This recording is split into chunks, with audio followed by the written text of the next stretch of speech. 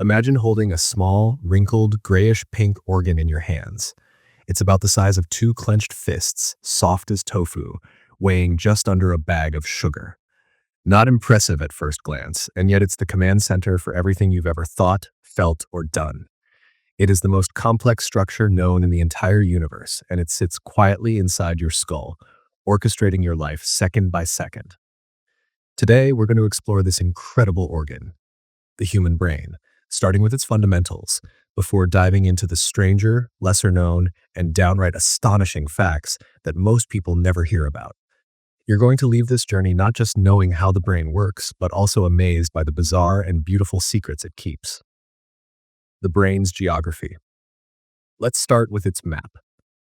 The brain isn't just a blob of thinking tissue. It has regions, highways, and neighborhoods, each with a different role.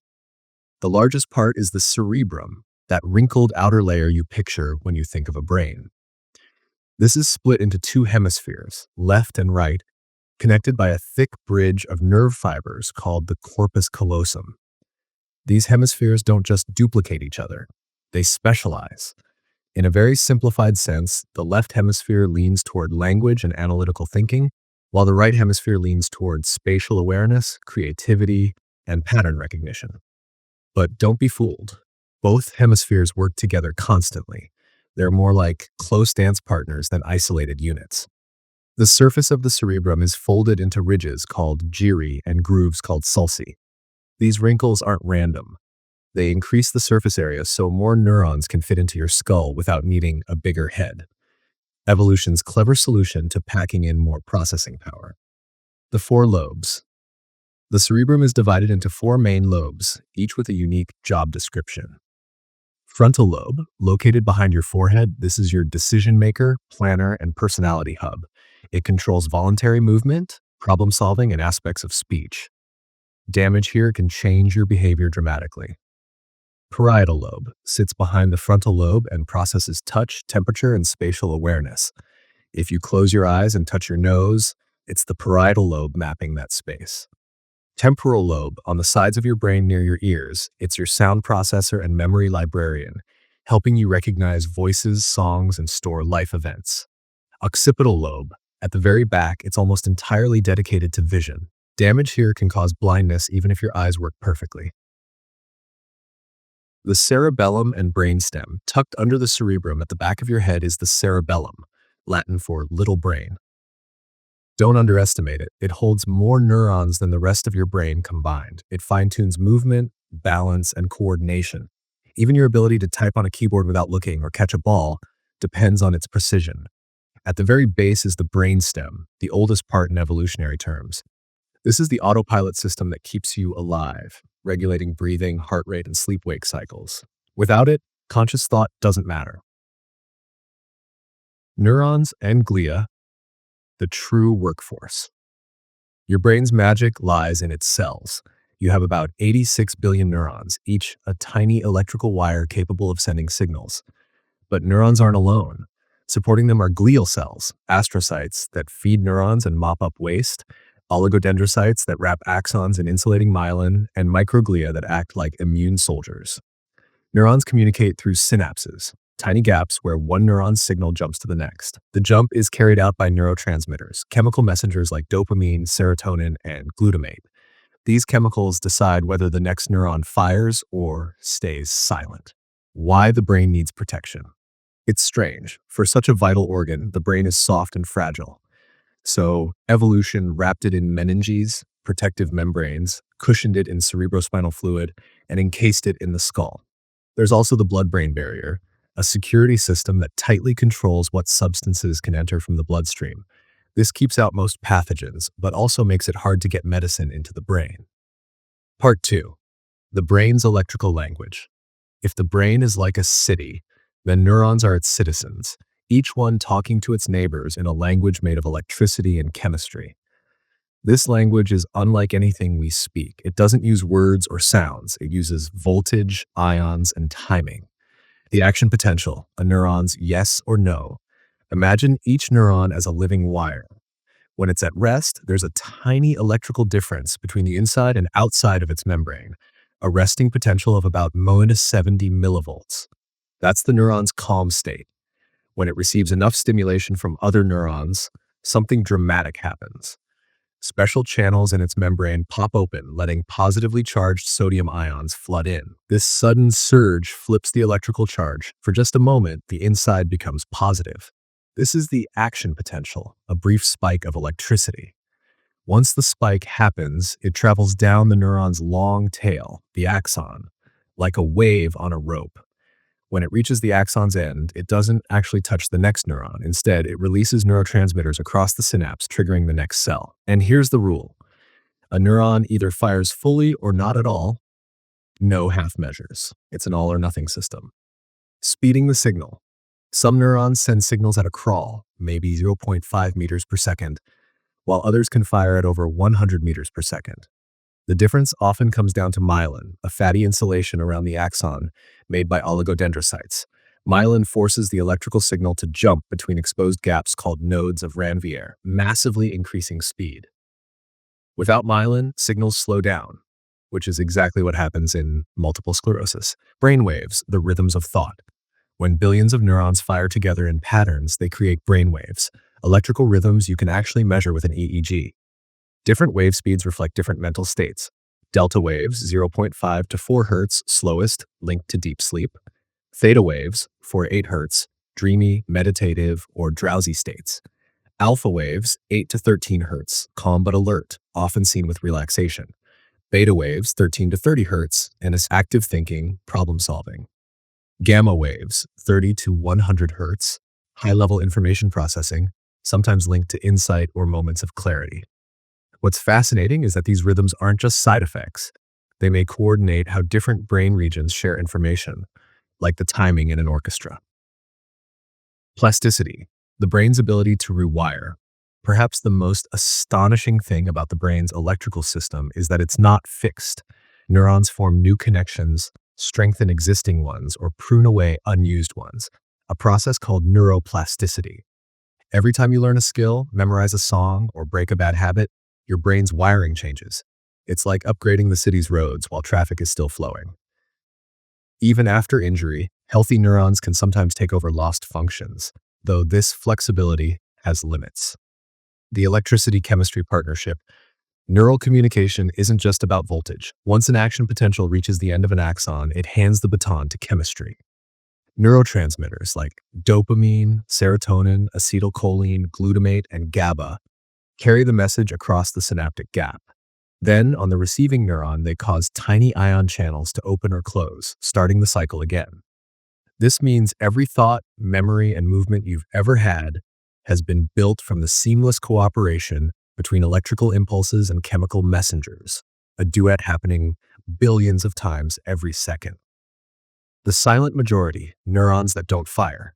Interestingly, not all neurons are firing all the time. In fact, most are silent, waiting for the right signal. It's this selective firing that creates the complexity of the brain's networks.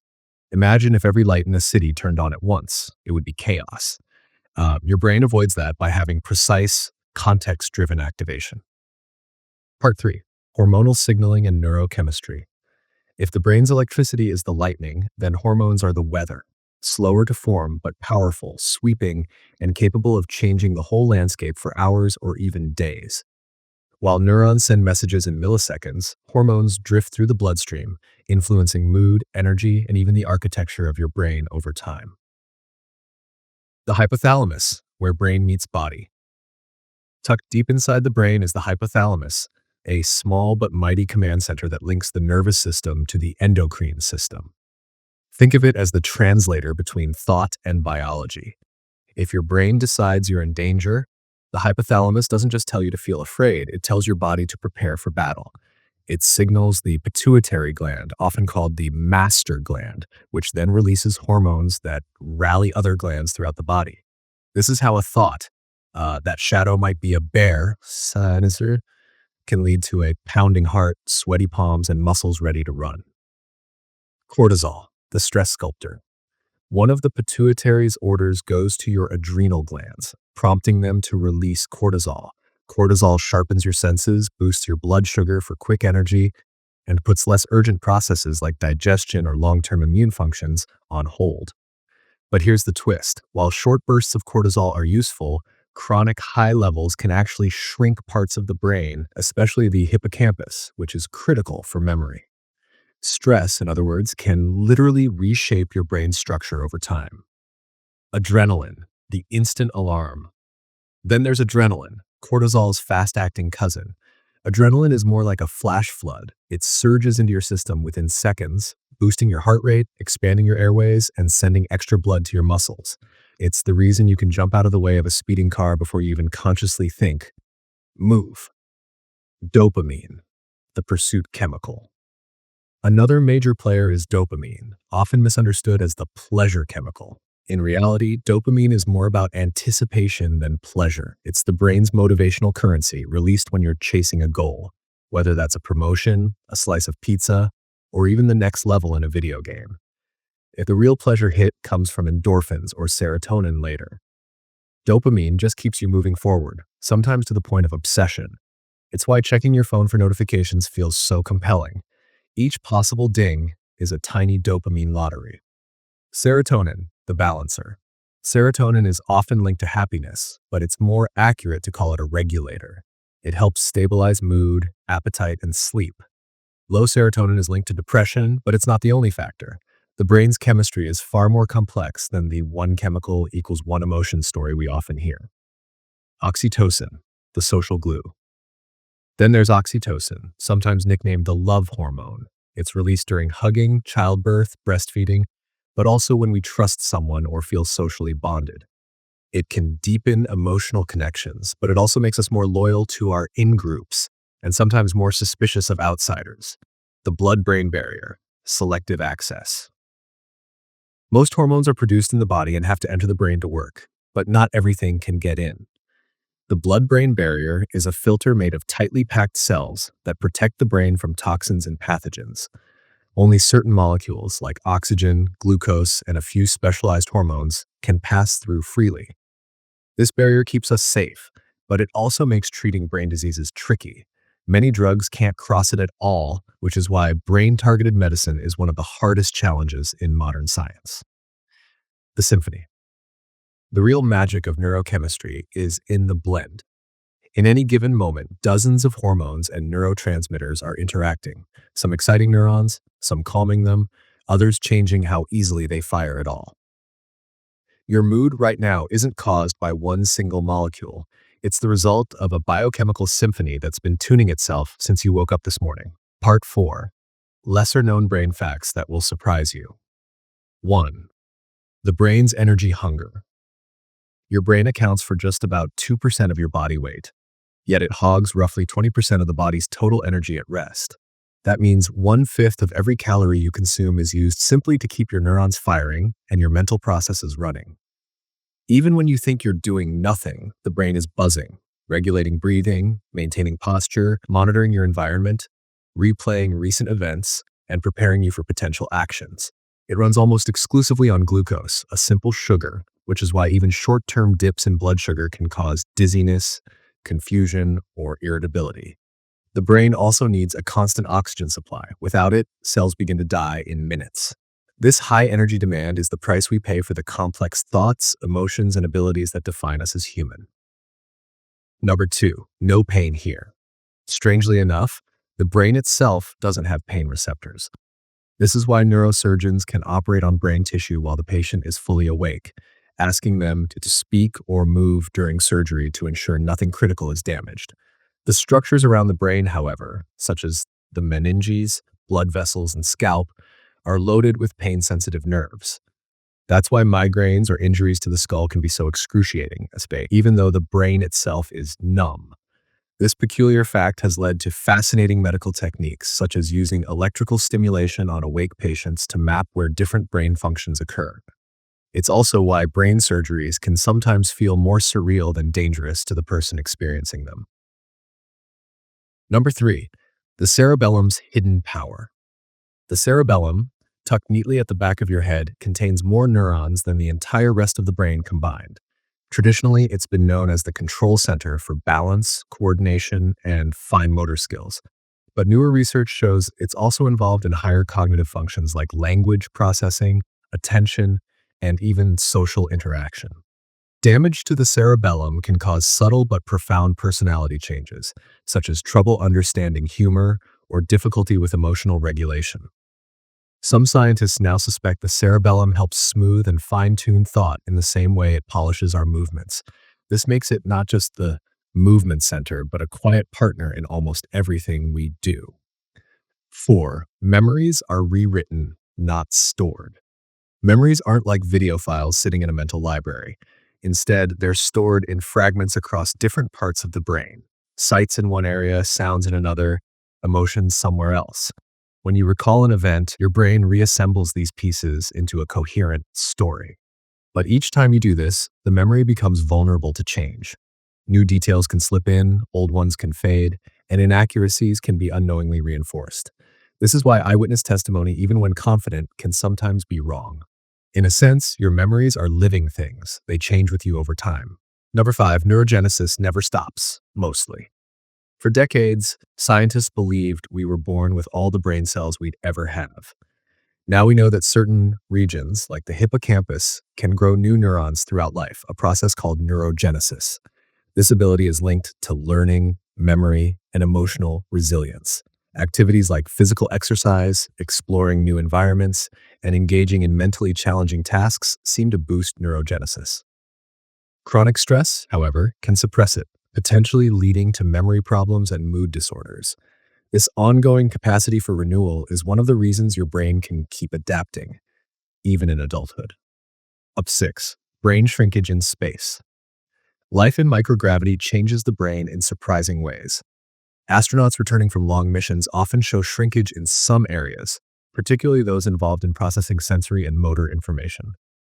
The lack of gravity alters how fluids move in the skull, possibly putting gentle but constant pressure on certain brain structures. Interestingly, regions tied to movement planning and coordination can actually grow, perhaps because astronauts have to constantly adapt their motor control in weightlessness.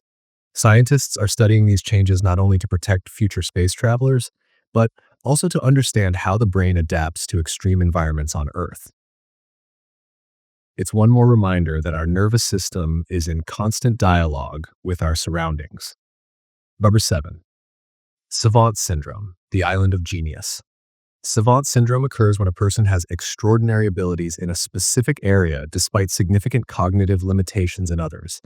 This can appear in individuals with developmental disorders like autism or after a brain injury. Some savants can recall thousands of historical dates, perform complex calculations instantly, or play a piece of music flawlessly after hearing it just once.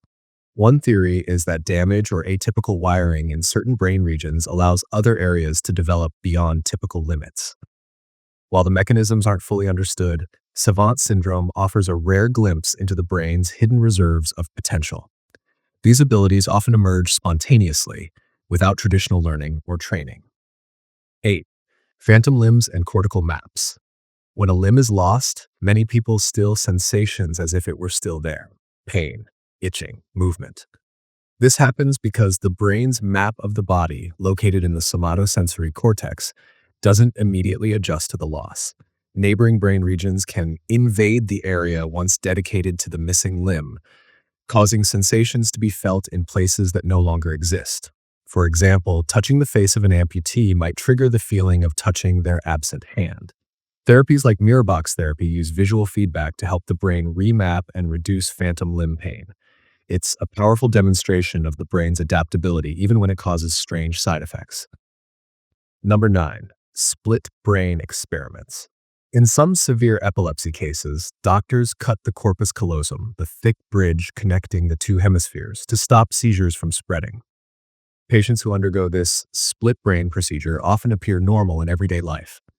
But in controlled experiments, each hemisphere reveals its own quirks.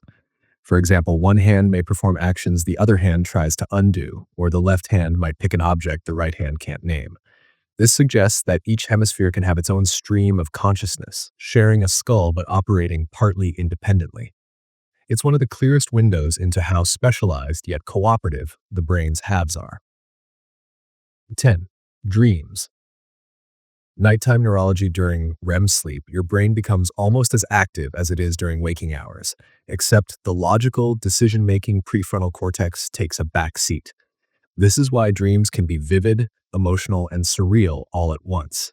Scientists believe dreams may help consolidate memories, process emotional experiences, and even rehearse problem-solving scenarios. Some studies suggest they can also boost creativity, inspiring solutions or artistic ideas. Of course, dreams can also serve as emotional pressure valves, letting your mind process stress indirectly. Even if their exact purpose remains debated, it's clear they're far from meaningless nighttime entertainment. 11. The default mode network. Your brain on idle. When you're not focused on an external task, a network of brain regions called the default mode network, DMN, switches on. It's active during daydreaming, self-reflection, and imagining the future. Rather than wasting energy, the DMN may help maintain your sense of self and prepare you for upcoming challenges. Overactivity in this network has been linked to anxiety and rumination, while underactivity can occur in certain neurological disorders. The DMN shows that even rest is a form of mental work, one that shapes how we think about ourselves and the world. 12. The gut-brain axis. Your gut and brain are in constant communication through the vagus nerve and a complex network of chemical signals. Gut bacteria, the microbiome, can produce neurotransmitters like serotonin, dopamine, and GABA, all of which can influence mood and cognition. Disruptions to this microbiome have been linked to conditions ranging from depression to Parkinson's disease. This means diet, stress, and antibiotics can all indirectly affect brain function. The phrase gut feeling may not just be a metaphor, it might be a literal reflection of your brain responding to chemical messages from your digestive system. 13. Mirror neurons. Mirror neurons fire both when you perform an action and when you watch someone else perform it. They're thought to play a role in empathy, imitation, and learning through observation. When you see someone smile, your mirror neurons might activate the same patterns in your brain as if you were smiling yourself, subtly influencing your mood. They may also be crucial for developing social skills and understanding intentions. While their exact role in humans is still being studied, they've already reshaped how scientists think about the biological roots of empathy and culture. Number 14. The Jennifer Aniston neuron. In one famous experiment, a patient had a neuron that fired only when shown a picture of actress Jennifer Aniston, and not for other celebrities or objects. Similar concept neurons have been found for other people, places, and even landmarks. This doesn't mean you have one neuron per idea. Rather, these neurons are part of larger networks that represent specific concepts. Still, the level of specificity is astonishing and suggests our brains can encode ideas in a way that's far more selective than we imagined. It's as if certain neurons become specialists in recognizing something deeply familiar. 15. The glymphatic system, nightly cleaning crew. The brain's glymphatic system acts like a waste disposal unit, flushing out toxins and metabolic waste while you sleep. This includes proteins linked to Alzheimer's disease, such as beta amyloid. The system works most effectively during deep sleep, when brain cells actually shrink slightly to create more space for fluid to flow. Poor sleep over time may reduce this cleaning process, potentially increasing the risk of neurodegenerative diseases. It's one of the most compelling reasons to prioritize quality rest. Number 16. Synesthesia. Mixed senses synesthesia is a condition in which stimulation of one sense automatically triggers another, like hearing music and seeing colors, or tasting flavors when reading certain words. It's thought to occur because of extra cross-wiring between sensory areas in the brain. For those who have it, these experiences are consistent. A specific note might always be blue, for example. While it's rare, synesthesia can enhance creativity and memory by linking information across multiple senses. It challenges the idea that our senses are completely separate channels of perception. 17. Living without a cerebellum. Though it seems impossible, some people are born without a cerebellum, a condition called cerebellar agenesis. In these cases, other brain regions adapt to take over many of its functions. Patients may experience motor delays, speech difficulties, or coordination issues, but can often lead relatively normal lives. This adaptability is a testament to the brain's capacity for compensation. However, subtle differences in cognitive and emotional processing can still appear, showing that the cerebellum's role extends far beyond movement. 18. Hemispherotomy, half a brain, whole life. In severe epilepsy cases, especially in children, surgeons sometimes remove or disconnect an entire hemisphere of the brain. Amazingly, many patients recover with near normal function, as the remaining hemisphere reorganizes itself to handle almost all tasks. This works best in young brains, where plasticity is at its peak. Adults can adapt too, but with more limitations. These cases reveal just how adaptable and surprising the human brain can be when faced with extreme change. 19. The multitasking myth. The brain isn't built for true multitasking. It rapidly switches focus between tasks instead. Each switch carries a cost: slower performance, more mistakes, and greater mental fatigue. The illusion of multitasking comes from doing simple tasks together, like walking and talking, which rely on different brain systems. But for complex tasks, multitasking usually just means doing several things less well. Understanding this can help you work more efficiently by focusing on one thing at a time. Part 5. Measuring Consciousness, a relatable take on an ambitious theory. 1. Starting from experience itself. Every moment of your life has a feel to it. Right now, there's the sound of my voice in your mind, the sense of where your body is, maybe the temperature of the room, your mood. It's not just a list of data points, it's a unified experience happening to you from the inside. Integrated Information Theory, IIT, starts here. It doesn't try to explain behavior first or memory first. It starts from the undeniable fact that experience exists. From that starting point, it describes 5 qualities that any possible experience must have. From within, experiences are intrinsic. They exist for the subject, not as an outsider's measurement. Specific, an experience isn't vague. It has a distinct set of details, excluding countless other possibilities. Unified, it's one whole experience, not a jumble of disconnected fragments. Happening now, it's definite in content and timing. You're not experiencing 2 different yous at once. Structured, it's made of parts, like colors, shapes, sounds, that fit together into a coherent whole. Think of these 5 as the fingerprint of consciousness. Any theory that claims to explain consciousness has to account for them. 2. Linking experience to brain activity. Once those 5 qualities are nailed down, IIT asks, is there something in the physical brain that mirrors them? The theory's answer is yes. It suggests that consciousness comes from networks in the brain that have strong, self-contained cause and effect influence over themselves. Imagine a set of neurons forming a tight team. Every part affects the others, and the whole group can't be broken down into independent, smaller teams without losing something essential. This is different from a chain of dominoes where the cause and effect only flows one way. In IIT's view, a conscious network is more like a living conversation between all its members, where each one shapes and is shaped by the others. If such a network exists, then that network, right then, in that state, is what it feels like to be you in that moment. Experience as a pattern of cause and effect from French fries. Instead of using the theory's original fee structure term, think of this as the network's pattern of distinctions and links. Here's how it works. Each part of the network picks out certain causes from its past and shapes certain effects in its future. These selections are called distinctions. They're what makes this state different from other possible states. But these distinctions don't stand alone. They overlap, combine, and form relationships. Together, these interlocking distinctions form a pattern, much like the unique weave in a piece of fabric. EIT claims that this pattern is the quality of your experience, the particular colors, shapes, feelings, and thoughts you're having at that moment. Change the pattern, and you change the experience. Break the pattern's integrity, and the experience dims or disappears. 4. How much consciousness?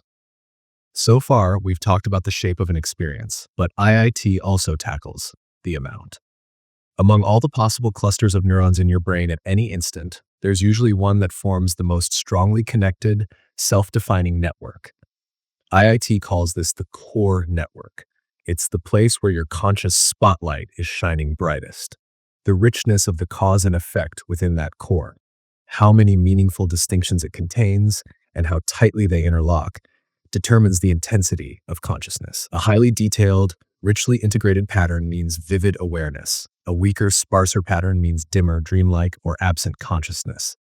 This is why, under anesthesia or in deep sleep, the core network becomes simpler and more fragmented. Your brain is still active, but the strong, self-contained structure that supports vivid experience falls apart. 5. Why this matters. This framework gives a different lens for understanding awareness. Instead of focusing on brain activity in general, it asks, is this activity integrated? And is it self-sustaining from the inside? If yes, it's a candidate for consciousness. If no, then no matter how much activity there is, it might not feel like anything from the inside. This could explain why certain brain areas, like parts of the cortex, are so critical for conscious awareness, while others, like the cerebellum, can be incredibly active but not contribute much to experience. The difference lies in the type of connectivity and the presence or absence of a cohesive, internally powerful pattern. 6. Challenges and controversy. The idea is elegant, but turning it into a practical tool is hard. To fully map the cause and effect pattern of even a small brain network, you'd have to calculate how every possible combination of its parts influences every other, something that explodes in complexity very quickly. Right now, researchers can only do this perfectly for very small systems. Critics also point out that IIT might, in theory, label some strange or artificial systems as conscious, even if they don't seem to behave in a way we'd call aware.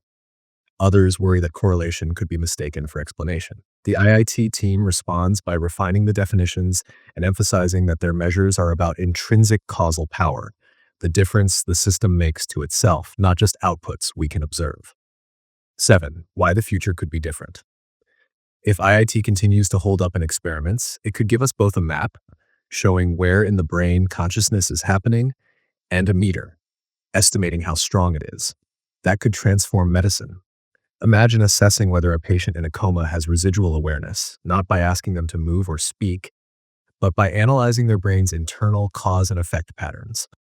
It could also guide neuroscience research into dreams, anesthesia, and altered states. And it raises big questions for AI. If a machine ever forms a richly integrated, self-sustaining cause and effect network, would it have an inner life? IIT says yes. That shifts the debate from what a system can do to what it is for itself, from measuring output to mapping the very shape of experience. Part 6. The dark side of neurosurgery, the most infamous brain operations in history. Brain surgery today is done with microscopes, imaging, and painstaking precision. But for most of history, cutting into the brain was like navigating a forest at night with no map, no light, and no idea what lived in the shadows. Some of these procedures were born from genuine attempts to heal. Others were acts of recklessness, ignorance, or outright abuse. All of them have become cautionary tales in the history of medicine. 1. Trepanation. Drilling the skull for the spirits. Long before hospitals and anesthesia, ancient people around the world practiced trepanation, drilling or scraping a hole into the skull. Archaeological evidence shows it was done as far back as 7,000 years ago from Europe to South America. The reasons? Some believe it was to relieve pressure from head injuries. Others think it was to release evil spirits causing seizures, headaches, or mental illness. What's shocking is that many survived. Bones show signs of healing. But without sterilization or knowledge of brain anatomy, infection was almost inevitable. Trepanation stands as one of the oldest and strangest forms of neurosurgery ever recorded. Lobotomy, the ice pick to the soul. Few brain procedures have a darker reputation than the lobotomy. In the 1930s and 40s, Portuguese neurologist Antonio Egas Moniz popularized the idea of severing connections in the brain's frontal lobes to treat mental illness. It was crude, irreversible, and often devastating. But American psychiatrist Walter Freeman took it even further, literally using an ice pick-like instrument, sliding it under the eyelid into the brain, and swinging it to cut neural fibers. He could perform one in 10 minutes, sometimes in his office without full surgical conditions. Tens of thousands were lobotomized, people with depression, schizophrenia, anxiety, or simply those considered difficult. Many were left with flattened personalities, impaired cognition, or severe disabilities. A few died on the table. It's now remembered as one of the most tragic chapters in psychiatry. Hemispherectomy, removing half the brain. Unlike lobotomies, hemispherectomies can be life-saving, but early versions were brutal and risky. First attempted in the 1920s, the idea was to remove or disconnect an entire hemisphere of the brain to stop severe epilepsy. In children, the remaining hemisphere often adapted astonishingly well. But in adults, early attempts led to high mortality and devastating side effects: paralysis, speech loss, or personality changes. Today, the surgery is done with far more precision and is reserved for cases where no other treatment works. But the early days were marked by a mix of bold innovation and heartbreaking loss. 4. Psychosurgery for social problems. In mid-20th century institutions, brain surgery was sometimes performed not for medical necessity, but to control undesirable behavior. In some cases, aggressive children, prisoners, or institutionalized women underwent procedures to make them more docile. One chilling example: in the 1960s, experiments in the US implanted electrodes into the brains of prison inmates to stimulate or suppress aggression. While not always removing tissue, these interventions blurred the line between treatment and control, raising major ethical red flags. Number 5. Frontal lobe tumor operations before modern mapping. Before the 1970s, neurosurgeons had no real-time brain mapping to tell them where critical functions, like speech, were located in a given patient. Removing tumors often meant cutting into silent areas thought to be harmless, only to cause lasting deficits. Patients would wake up unable to speak, recognize faces, or control movement. The losses were permanent, and the surgeries, while well-intentioned, left lasting damage. 6. The case of Phineas Gage, an accidental neurosurgery. While not a planned procedure, the case of Phineas Gage in 1848 is often told alongside these infamous surgeries. Gage, a railroad foreman, survived when a 3-foot iron rod blasted through his skull and frontal lobes during an explosion. He could walk and talk after the injury, but his personality changed drastically. Friends said he was no longer Gage. His accident became an unplanned and brutal experiment that first revealed how much the frontal lobes shape personality. The common thread. Whether it was a stone drill in ancient Peru, an ice pick in 1940s America, or an overly aggressive tumor resection, these surgeries remind us of a sobering truth. Brain interventions carry enormous power, to heal or to harm. Many of these infamous cases happened in times of limited understanding, but they've left permanent scars on the history of medicine. The modern field of neurosurgery has learned from these mistakes. Today, surgeons operate with advanced imaging, neuronavigation, and awake monitoring to preserve function. But the memory of these dark chapters still echoes, a warning to move forward with caution, humility, and above all, respect for the 3-pound organ that makes us who we are. Part 7. Dangerous Frontiers: Experimental Brain Procedures of Today and Tomorrow. Modern neurosurgery is far safer than it's ever been. We have real-time brain scans, awake patient monitoring, even robotic assistance. But the human drive to push boundaries hasn't slowed, and some of the boldest procedures being tried today tread a razor's edge between miracle and disaster. 1. Deep brain stimulation for the mind, not just movement. Deep brain stimulation, DBS, started as a treatment for Parkinson's disease, with electrodes implanted deep in brain structures to ease tremors. Now, researchers are trying it for psychiatric conditions like severe depression, obsessive-compulsive disorder, and even addiction. The hope is to reset or retune malfunctioning neural circuits, but the risks are real. Complications can include infection, brain hemorrhage, unwanted mood changes, or personality shifts. There are even cases where DBS improved symptoms dramatically, only for them to return after the brain adapted. It's a tantalizing therapy, but one that's still more art than science when it comes to mental health. Number 2. Memory-altering implants. Scientists are experimenting with brain implants that can enhance or restore memory in people with Alzheimer's or brain injury. These devices act like a neural prosthetic, recording patterns when you store a memory and replaying them when you try to recall it. The potential upside is enormous, but so are the unknowns. What happens if an implant overwrites an existing memory, or if stored memories could be accessed or manipulated by outside signals? The ethics of memory hacking are already sparking debate even before the technology leaves clinical trial. 3. Brain-computer interfaces in the wild. Brain-computer interfaces, BCIs, like those being developed by Neuralink, aim to let people control devices directly with thought, restore movement to paralyzed limbs, or even communicate silently. In early animal and human trials, BCIs have shown promise, but they require surgically implanting arrays of electrodes into the cortex. Risks include infection, inflammation, and the brain's natural immune reaction, which can degrade the electrodes over time. And then there's the bigger question. Once your brain is connected to a network, who controls the flow of information, and how secure is it? 4. Focused ultrasound. Surgery without a scalpel. A newer approach uses focused ultrasound to destroy or alter small areas of brain tissue without opening the skull. It's already FDA approved for tremors and is being tested for depression, epilepsy, and even brain tumors. While it avoids some surgical risks, it's still brain ablation, irreversible destruction of tissue. Mistargeting even by millimeters could cause speech problems, weakness, or loss of sensation. And because the field is so new, the long-term effects aren't fully understood. B5. Psychedelic-assisted brain stimulation. Some labs are exploring whether combining psychedelics like psilocybin with non-invasive brain stimulation could rewire dysfunctional networks more effectively than either method alone.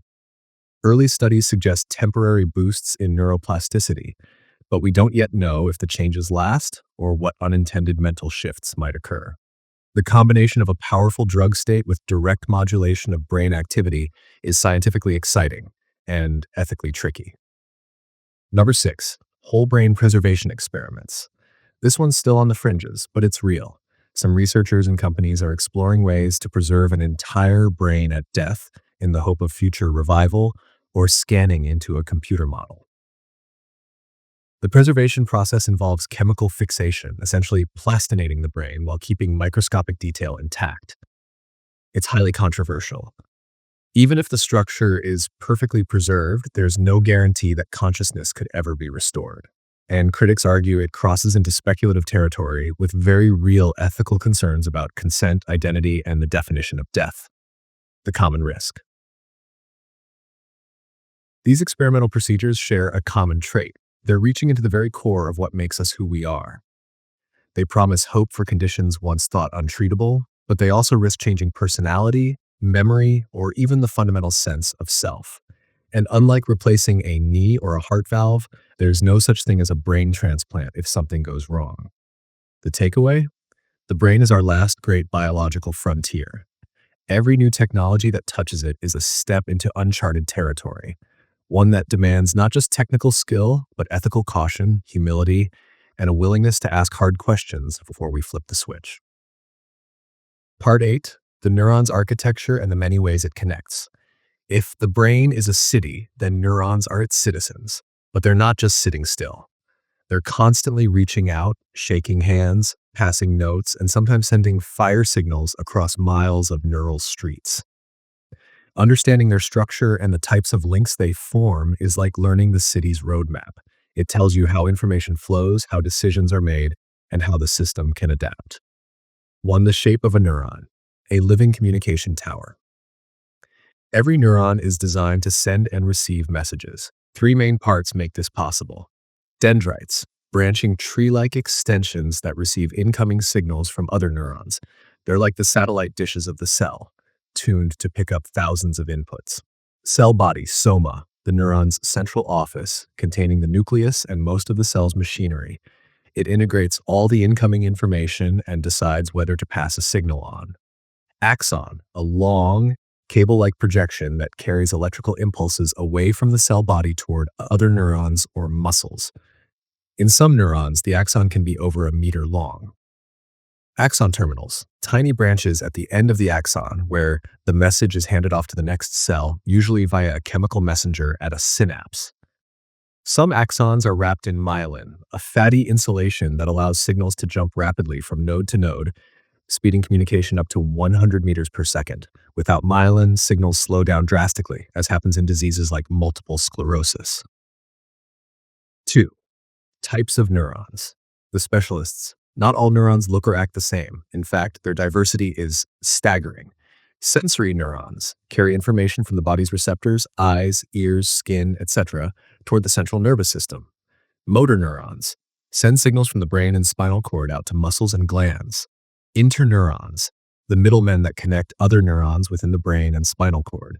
These make up the vast majority and form the brain's internal circuits. Projection neurons, with long axons linking distant brain regions, these are the long-haul truckers of the nervous system. Local circuit neurons, with short axons that stay in one area, these are the neighborhood coordinators keeping local processing efficient. Some neurons are shaped for speed, others for complexity, and others for sheer volume of inputs. A single Purkinje cell in the cerebellum, for example, has up to 200,000 dendritic branches, an entire forest for collecting information. Number 3, synaptic links, the brain's communication junctions. The point where one neuron meets another is the synapse. There are two main types. Chemical synapses, the most common. When an electrical signal reaches the axon terminal, it triggers the release of neurotransmitters into the synaptic gap. These chemicals then bind to receptors on the next neuron, changing its electrical state. This system is slower than a direct electrical link, but allows fine-tuned control, amplification, and modulation of signals. Electrical synapses, less common in the human brain, but faster. Here, neurons are connected by gap junctions, tiny channels that allow ions to flow directly between cells. They're often used where speed is critical, like in escape reflexes or rhythmic breathing control. Number 4, the strength of links, synaptic plasticity. Neuronal connections aren't fixed. They strengthen or weaken depending on how often they're used, a principle known as synaptic plasticity. Long-term potentiation, LTP, frequent use of a connection can make it stronger, more responsive, and easier to activate. This is a key mechanism in learning and memory. Long-term depression, LTD, disuse can weaken a synapse, making it less likely to fire. This pruning helps keep the network efficient and avoids information overload. This constant rewiring is why practicing a skill literally reshapes your brain's connections and why unused skills fade over time. Task 5, excitatory versus inhibitory links. Not every neural handshake is a go signal. Synapses come in two broad types. Excitatory synapses push the receiving neuron closer to firing. The neurotransmitter glutamate is the main player here. Inhibitory synapses pull the neuron away from firing, often using the neurotransmitter GABA. The balance between excitation and inhibition is critical. Too much excitation can lead to seizures. Too much inhibition can cause sluggish thinking or unconsciousness. Number 6, microcircuits and networks. Neurons rarely act alone. They form repeating patterns called microcircuits that process specific kinds of information. In the visual cortex, microcircuits detect edges, colors, and movement. In the hippocampus, they help form and retrieve memories. These microcircuits link into larger networks, some local and others spanning distant brain regions, creating the complex information flow behind perception, thought, and action. 7. The grand scale, white matter highways. While gray matter contains neuron cell bodies, white matter is mostly myelinated axons, the highways connecting brain regions. Tracks like the corpus callosum link hemispheres. Others connect the cortex to deeper structures like the thalamus or brainstem. Modern imaging, like diffusion tensor imaging, lets scientists see these pathways in 3D, revealing their dense, intricate weaving. Takeaway: neurons aren't passive wires. They're living, adapting cells, constantly reshaping connections to balance stability and change. The types of links, excitatory, inhibitory, chemical, electrical, form the threads of the brain's tapestry, and the pattern in that tapestry is where thought, memory, and consciousness emerge. Part 9. Hormonal highways and the brain's signaling hierarchy. When we think of brain communication, we picture rapid-fire electrical impulses at synapses. But another network, slower, deeper, and longer lasting, shapes brain behavior over hours, days, and years. Hormonal signaling. Hormones don't just travel in the blood, they can alter neuron growth, connectivity, and communication, rewriting the brain's operating rules. 1. Thyroid hormones, the brain's metabolic thermostat. The thyroid gland, a small butterfly-shaped organ in your neck, produces thyroxine, T4, and triiodothyronine, T3, key metabolic regulators. Command chain: 1. Hypothalamus, TRH, thyrotropin-releasing hormone. 2. Pituitary, TSH, thyroid-stimulating hormone. Thyroid, T4 and T3, bloodstream, brain. Inside neurons, T3, T4 bind to thyroid hormone receptors in the nucleus, controlling genes for energy metabolism, myelination, and synapse formation. Low thyroid, slowed thinking, poor memory, mood changes. High thyroid, anxiety, restlessness, poor concentration. Number 2. Androgen receptors, testosterone's gatekeepers. Androgens like testosterone and DHT act in brain regions such as the hypothalamus, amygdala, and prefrontal cortex. When bound to receptors, they enter the nucleus and alter gene expression, affecting aggression and dominance, amygdala, risk-reward processing, prefrontal cortex, sexual drive, hypothalamus. They can also change synapse density, fine-tuning responsiveness to stimuli. 3. Steroid hormones, long-term modulators. Steroids, androgens, estrogens, progesterone, cortisol, mineralocorticoids cross the blood-brain barrier and bind inside neurons. Estrogen boosts hippocampal plasticity, aiding learning and memory. Progesterone, calming, neuroprotective. Cortisol sharpens focus short-term, but chronic high levels shrink hippocampus and impair memory. Steroids can reprogram neurons, changing gene expression, receptor types, and dendritic structure, creating long-lasting effects. 4. Hormones as signal shapers. Hormones influence how neurons respond to fast neurotransmitters. Cortisol alters glutamate sensitivity. Thyroid hormones increase certain neurotransmitter receptors. Sex hormones modulate dopamine release. They act as metasignals, changing the rules of processing, not just the content. 5. The brain's signaling hierarchy. Think of it in tiers. Top tier, hormonal governance, sets global brain states. Middle tier, neuromodulators, tunes specific circuit gain. Bottom tier, fast neurotransmitter, handles second-by-second communication. 6. Why this matters. Hormones can subtly but profoundly alter brain function. Small imbalances may mimic psychiatric disorders. Chronic hormonal shifts can rewire motivation, emotion, and cognition. This is why some mental health conditions require looking beyond neurotransmitters to the endocrine system. Closing. The universe in your head. From the sweeping geography of brain regions to the microscopic dance of synapses, from electrical lightning to hormonal tides, the brain emerges as an ecosystem, alive, adaptive, and fragile. Its patterns hold your memories, shape your moods, and give rise to the subjective experience of being you. Yet it remains one of science's deepest mysteries: how firing neurons translate into conscious awareness. We've mapped much, but the leap from signal to self is still uncharted territory. Until we bridge that gap, we can only marvel that every dream, thought, and plan for tomorrow is both electrical storm and chemical tide, and somehow, unmistakably, you.